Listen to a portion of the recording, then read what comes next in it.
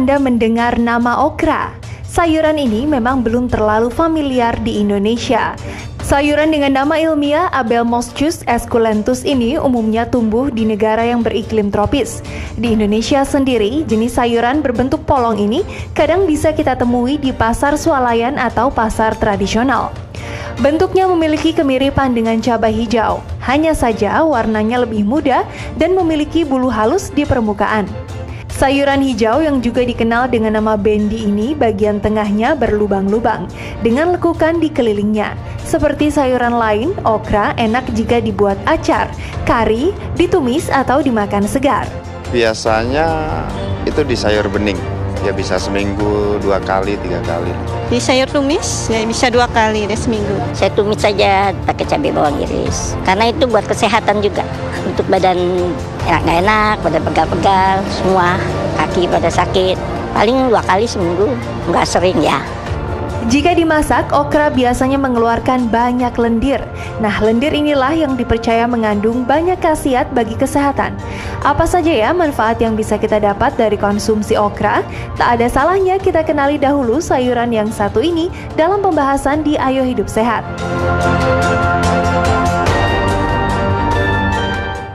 Wah, sayur okra ya. Ini juga mirip ini ya, kayak oyong ya. Tapi Dita tuh baru tahu nih dok kayak gini. Iya.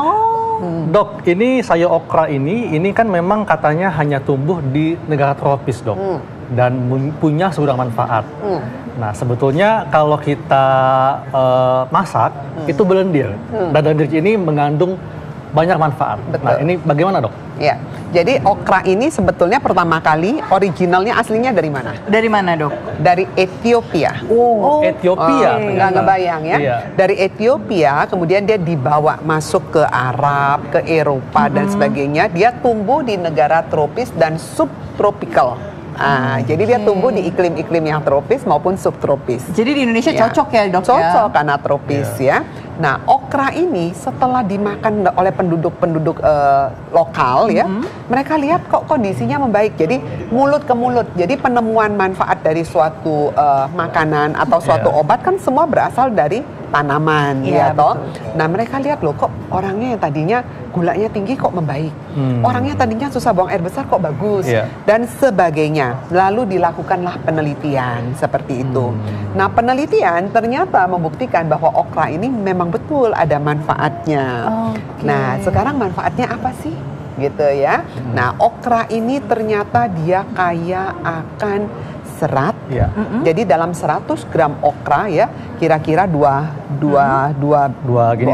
buah okra seperti ini, dia mengandung sekitar 3,2 gram serat. Ya.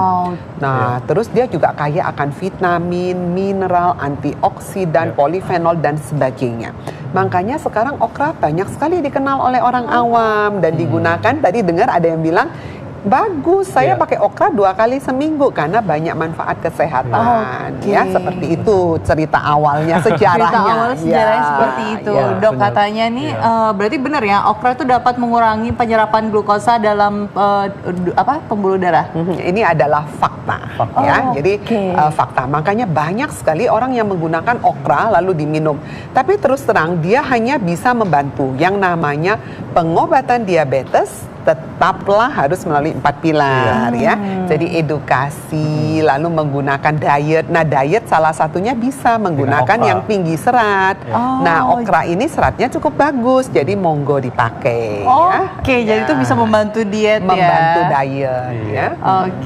Dan bagaimana dok dengan jantung? Apakah bisa mengurangi resiko penyakit jantung? Ya, kalau kita bicara penyakit jantung, biasanya kita kaitkan dengan kadar lemak yang tinggi, ya toh, kolesterol, lemak jahat, trigliserid dan sebagainya.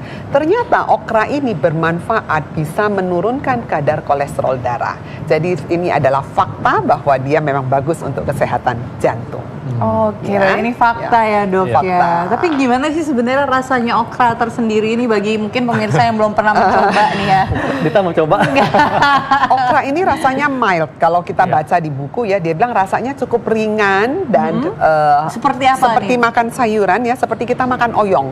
Cuman yang sering sekali membuat kita mau makan, nggak maju, mundur, Karena kita lihat cairannya yang agak berlendir itu Iya, yang membuat kita betul. khawatir. Ini kok bentuknya ngeluarin lendir ya ini. Iya, Tapi katanya justrunya seperti itu. lendirnya itu yang bermanfaat ya dok Betul. ya? Jadi lendirnya inilah yang banyak sekali mengandung antioksidan, vitamin, mineral di dalamnya. Oke. Ya. Nah, saya penasaran nih mau coba seperti apa ya rasa tumis okra. Coba ya. Ya. Kalau ditumis juga masih bagus nih dok? Masih bagus selama minyak yang digunakan jangan terlalu banyak. Enak Dita. Ya, rasanya ringan Iya, seperti Rasanya ringan, kayak apa? rasanya ringan, gurih ya, dan juga memang lembut dok ya. Betul. Lembut loh. Coba supaya tahu. Enak. Ambil yang kecil. Mirip jadi apa ngerti. sih? Pokoknya mirip apa ya, kayak tumisan gitu deh, tapi memang Ya, kayak tumis rasa sayuran. okranya memang lembut sih. Ya kan? Enak toh? Nah, bingung. Kita nggak suka ya? Tapi enak sih. Suka kan? Iya. Enggak, tapi cuman aku cuman enggak, soalnya gara-gara pengen ngerasain ini tuh kayak rasa apa ya? Pengen ini tuh kayak apa sih ya? Oyong Seperti oyong kayaknya, kah? oyong. Seperti oyong ya? Kayak oyong rasanya. Tapi kalau misalnya ditumis tuh lendirnya nggak terlalu ya, tapi masih Betul. tetap berasa ada lendirnya. Betul, Iya. betul. Seperti sayuran ginseng. Pernah makan sayur ginseng gitu? Iya, betul. Nah, itu juga kan suka berlendir kalau kita ngunyah Betul. terlalu lama. Nah, kurang lebih seperti itu. Ah iya betul, Ya. kayak sayur ginseng Betul, persis. betul. Dok, ini penonton perlu tahu dok ya, sebetulnya okra ini lebih baik diolah seperti apa? Ditumiskah, direbuskah, atau dimakan langsung? Ya. Karena saya lihat juga ini banyak, sepertinya banyak bulu-bulu Iya. halusnya Iya. itu dok. Jadi si okra ini sebelum diolah memang harus dibersihkan dulu dari kulit-kulit bulunya ya. Biasanya ibu-ibu kita, ibu-ibu yang kerja di dapur mereka ngertilah bagaimana cara membersihkannya. Habis itu yang paling penting adalah dia dimakan secara keseluruhan.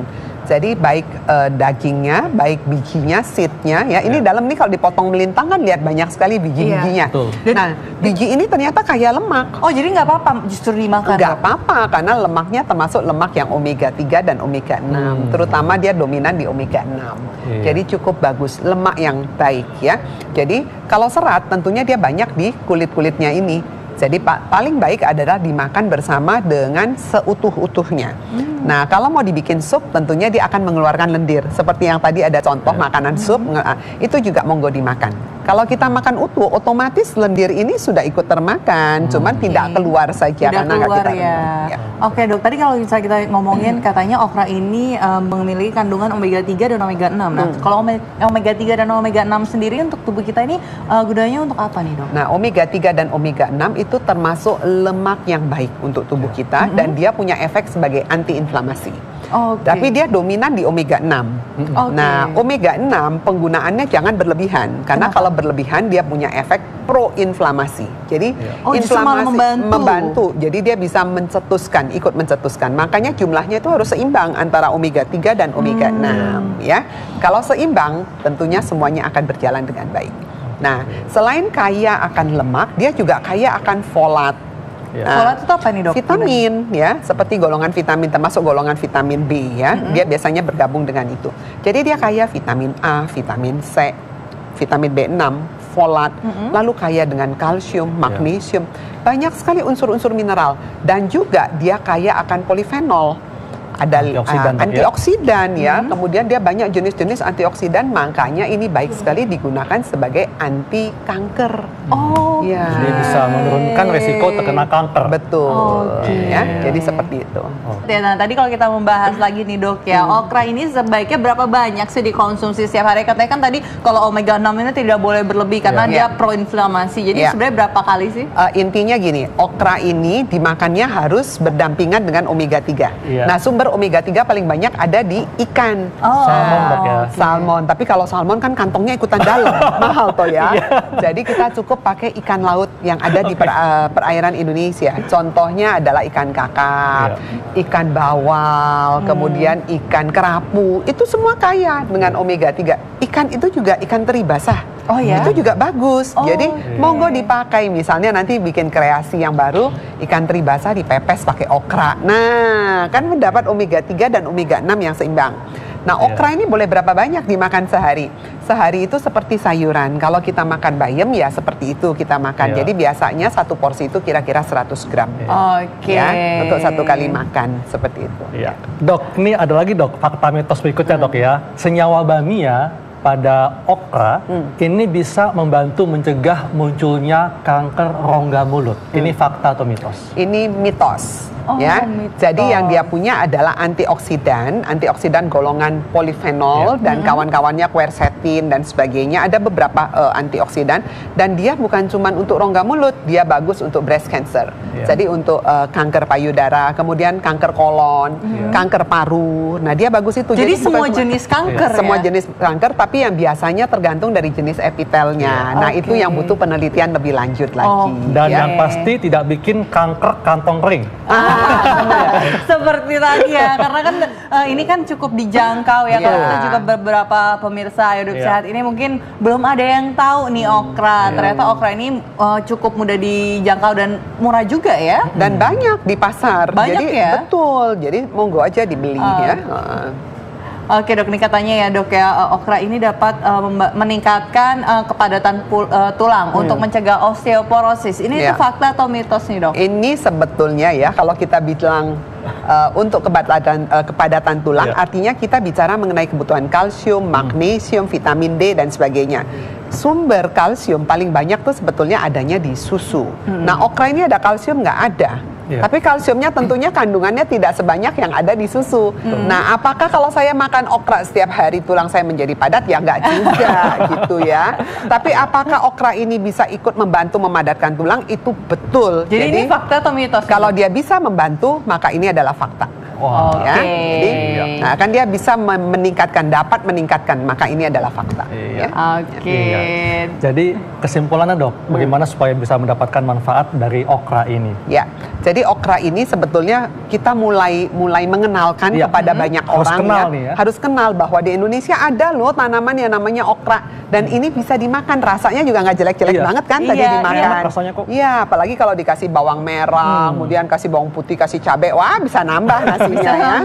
Dan ternyata jenis sayuran seperti ini punya manfaat juga yang tidak sedikit, tidak kalah dengan sayuran lainnya. Mudah dijangkau, banyak di pasar, harganya juga oke, dan Terjangkau, manfaatnya juga baik sekali. Jadi saya pikir silakan aja tambahkan okra dalam makanan kita sehari-hari. Ya. Pastinya dok. Oke. Dokter, terima kasih Terima penjelasannya. kasih banyak. Terima kasih. Terima kasih.